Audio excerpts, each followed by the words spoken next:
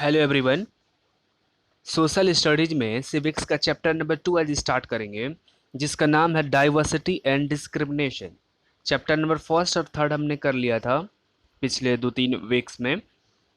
ये जो चैप्टर है मैंने इसलिए इसको थोड़ा सा डिले इसलिए पढ़ा रहा हूँ कि जो चैप्टर नंबर थर्ड है what is the rule of the government, उसको पढ़ाना ज़रूरी था कि आप समझ सके कि गवर्नमेंट क्या होती है, गवर्नमेंट के क्या रोल होते हैं किसी भी कंट्री को, स्टेट को, डिस्ट्रिक्ट को चलाने में। बहुत सारे जो वेलफेयर प्रोग्राम्स होते हैं, सोसाइटी में बहुत सारे जो है गरीब लोग रहते हैं, तो उनका कैसे वो इवोल्यूशन करते हैं, उनके डेवलपमेंट में कैसे योगदान करते हैं। तो गवर्नमेंट क्या क्या उनके लिए करती है, हॉस्पिटल से लेकर के road transportation system, education system से लेकर के हर एक चीज़ को देखा हमने। अब ये पढ़ेंगे चैप्टर नंबर 2, इस पे आ चुके हैं, डाइवर्सिटी एंड डिस्क्रिमिनेशन। चैप्टर का नाम है, ये लेक्चर फर्स्ट रहेगा। ये जो टर्म है डाइवर्सिटी, इसको मैंने आपको बहुत डिटेल में फर्स्ट चैप्टर में समझाया था। डाइवर्सिटी का मतलब क्या होता है? डाइवर्सिटी का मतलब शेप, साइज, रंग, रूप में अगर कोई भी दो चीज़ें एक दूसरे से अलग हैं तो बोलते हैं कि वो एक दूसरे से डाइवर्स हैं। और जिस सोसाइटी में एग्जिस्ट करता है उस टर्म को बोलते हैं डाइवर्स सोसाइटी। अब जहाँ पे भी डाइवर्सिटी एग्जिस्ट करती है, सपोज कि कोई गांव है, गांव में किसी 10 लोग हैं, तो कोई पंडित है, कोई सिंह है, कोई कुछ है, तो वहाँ पे जो है सारे लोग पंडित तो थे नहीं, तो वहाँ पे डाइवर्सिटी किसकी हो गई? कास्ट की। कास्ट मीन्स कि कोई पंडित है, कोई कुछ है, कोई कुछ है। ये डाइवर्सिटी, अब उसी गांव में जितने 10 लोग थे, किसी के पास पैसे बहुत ज़्यादा हैं, किसी के पास बहुत कम है, किसी के पास वो भी नहीं है। तो फिर अगेन जो है यहाँ डाइवर्सिटी हो गया कि किसी के पास 100 रुपये हैं, किसी के पास 1 रुपये है, किसी के पास 0 रुपये है। तो सबके पास अगर रहता 100-100 रुपये तो हम बोलते कि इक्वालिटी है। तो यहाँ क्या हो गई कि डाइवर्सिटी हो गई ऑन सेंस, किसके आधार पे? इकोनॉमिक वैल्यू के आधार पे, उनके पास पैसे नहीं। ठीक है। तो ये होता है डाइवर्सिटी, इसको हमने बहुत डिटेल में पढ़ा था। अब जहाँ पे डाइवर्सिटी एग्जिस्ट करती है ना, वहीं स्टार्ट होता है, हल्का फुल्का रिलेटेड होता है उसी से, डिस्क्रिमिनेशन। डिस्क्रिमिनेशन का मतलब क्या होता है? डिस्क्रिमिनेशन का मतलब होता है भेदभाव हिंदी में। अब भेदभाव का मतलब, डिस्क्रिमिनेशन यानी भेदभाव, इसका ये मतलब होता है कि सपोज दैट दो पीपुल हैं, ठीक है, टू पीपुल्स हैं यहाँ पे। अब इसमें से कोई जो है पुअर है, अब सपोज दैट कास्ट की ही बात करें, ठीक है, तो ये पंडित थे और ये मान लिया कि एससी कैटेगरी के थे। ये किसी ऑफिस में जाते हैं या किसी गांव में जाते हैं, तो आपको क्या लगता है इन दोनों लोगों में से किसको ज़्यादा इज्जत मिलेगी, किसको ज़्यादा लोग जो है सम्मान करेंगे, उनको थोड़ा सा नमस्कार करेंगे? कौन होगा? वो पंडित होंगे, सिंपल सी बात है।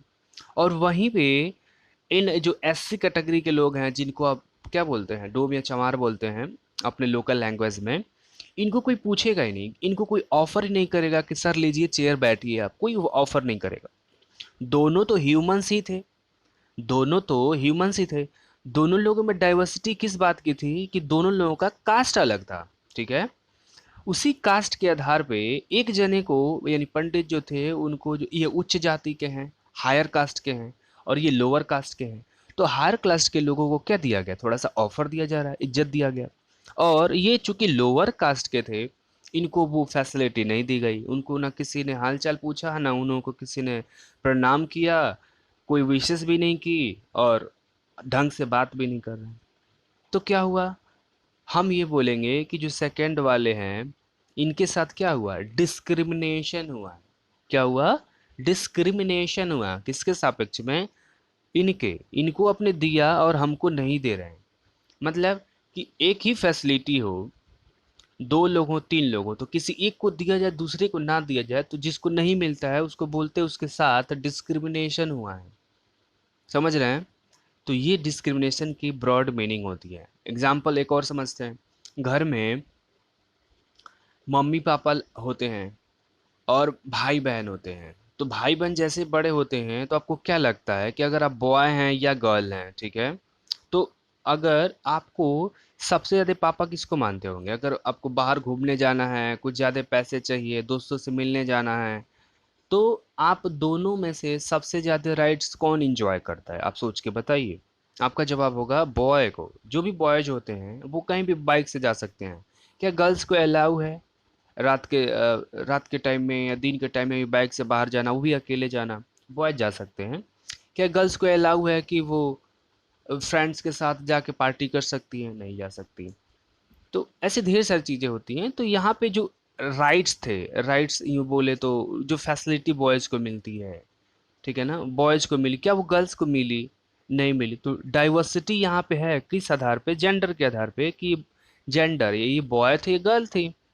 तो ये डाइवर्सिटी हो गई। लेकिन इसी डाइवर्सिटी के कारण डिस्क्रिमिनेशन भी हो गया। क्यों? किसके साथ डिस्क्रिमिनेशन हुआ? इस गर्ल्स के साथ। इस गर्ल से ये बोला जाता है कि आप घर के अंदर रहिए, बाहर जाना है तो भाई के साथ जाइए, ठीक है ना? तो इसको बोलते हैं डिस्क्रिमिनेशन। तो किसी पॉइंट को आधार बना करके क्या कर दिया गया? उनके साथ डिस्क्रिमिनेशन कर दिया गया। और डाइवर्स ये कौन से आधार पे थे? जेंडर के आधार पे, कि एक लड़का था तो दूसरा लड़की थी। अब ये समझते हैं, ठीक है ना, कि ये डाइवर्सिटी और डिस्क्रिमिनेशन में बेसिक अंतर क्या है, और ऐसे क्या रीजंस है जिसके कारण में ये डिस्क्रिमिनेशन होता है सोसाइटी में। अगर इंडियन सोसाइटी की बात करें या बाहर में भी, अदर कंट्रीज में भी ये सारी चीज़ें होती हैं। तो आपको फर्स्ट हेडिंग है डिफरेंस इन प्रेजुडाइज। प्रेजुडाइज का मतलब समझ लीजिए। प्रेजुडाइज का मतलब होता है ऐसी ओल्ड थिंकिंग्स, ध्यान से सुनिएगा, ऐसी ओल्ड थिंकिंग्स, ऐसे ओल्ड थिंकिंग्स जो नए परिवर्तन, जो हम नया परिवर्तन करना चाहते हैं उसके वो खिलाफ होते हैं, उसके उसके अगेंस्ट होते हैं। उसको बोलते, उसी थिंकिंग को बोलते हैं प्रेजुडाइज। हिंदी में बोलते हैं रूढ़िवाद। रूढ़िवाद फॉर एग्जाम्पल, कि समाज में लोगों का मानना है कि औरतें घर में रहने के लिए ही बनी हैं, औरतें घर में रहने के लिए ही बनी हैं। और 2020 चल रहा है, 2020 में लोग कहते बात करते हैं किसकी? जेंडर इक्वालिटी की। जेंडर इक्वालिटी का मतलब लड़का हो या लड़की हो, सब आपस में बराबर बराबर हैं। तो ये नई बात हो गई, ये नई बात हो गई। तो जो इस नई बात को मानेगा, यानी जेंडर इक्वालिटी को मानता है, उसको बोलते हैं वो लिबरल है। क्या है वो लिबरल है। यानी वो नए जो विचार हैं उनको अडाप्ट करना चाहता है, समाज में बदलाव चाहता है। अब जो पुराने ज़माने के लोग हैं, जो ओल्ड मिजाज के लोग हैं, ओल्ड थिंकिंग, वो क्या कहेंगे? नहीं, आप ऐसा नहीं कर सकते। आप गीता उठा के पढ़ लीजिए, वेद पुराण पढ़ लीजिए, औरतों को घर में रहने के लिए ही बोला गया है, लड़कियों की कम उम्र में शादी करने के लिए ही बोला गया है, लड़कियों का अरेंजमेंट करने के लिए ही बोला गया है, लड़कियां शरीर से कमज़ोर होती हैं, उनको बाइक नहीं चलाना चाहिए, 50 तरीके की बात करेंगे। तो वो बदलाव नहीं चाह रहे हैं, और चाहते भी नहीं है, और बदलाव जो हो रहा है उसका विरोध भी कर रहे हैं। तो ऐसे लोगों को क्या बोलेंगे? उनकी थिंकिंग क्या हो चुकी है? प्रेजुडाइज्ड हो चुकी है, वो प्रेजुडाइज हैं। प्रेजुडाइज, समझ गए? तो ये मतलब होता है प्रेजुडाइज का। तो डिफरेंस और प्रेजुडाइज से क्या लेना देना है यहाँ पे? पहला चीज़ ये कि जब हम बात करते हैं इंडिया की, तो इंडिया में आपको पता होगा कि बहुत सारे रिलीजन्स, यहाँ पे मेनली 6 रिलीजन्स हैं। 6 धर्म को माना जाता है और प्रैक्टिस किया जाता है इंडिया में। और अराउंड 1600 लैंग्वेज जो है, 1600 भाषाएं भारत में बोली जाती हैं। फॉर एग्जाम्पल, आप मान लीजिए कि आप यहाँ जो है कुशीनगर डिस्ट्रिक्ट से हैं, ठीक है? तो कुशीनगर डिस्ट्रिक्ट से हैं, तो जैसे ही आप लेट से बिहार की तरफ मूव करेंगे तो आपका जो मदर टंग है यहाँ का भोजपुरी होगा। आप बिहार में जाएंगे तो बिहार में जैसे एंटर करेंगे तो वहाँ कौन सी मैथिली भाषा लोग बोलते हैं। थोड़ा सा झारखंड में चले जाएंगे तो वहाँ पे भी भोजपुरी मिलेगा।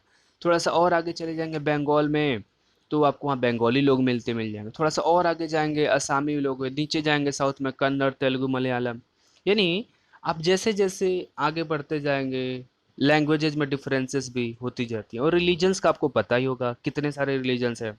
हो सकता है कि आप हिंदू हो या आप मुस्लिम हैं, और आपका कोई फ्रेंड हिंदू है या मुस्लिम है।